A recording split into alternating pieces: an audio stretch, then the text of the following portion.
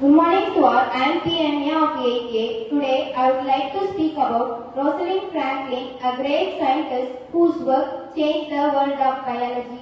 She was born in 1920 in London and was a skilled chemist and an X-ray crystallographer. Rosalind Franklin is best known for her work on the structure of DNA. Her famous photograph, known as Photo 51, gave a key evidence that DNA has a double helix shape.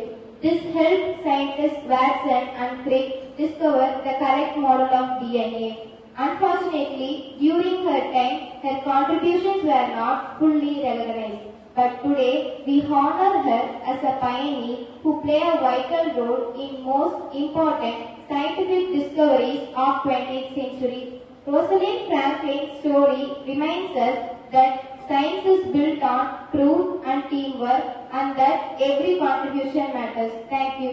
Kongunadu Metric Higher Secondary School, Nallipalayam, Namakkal.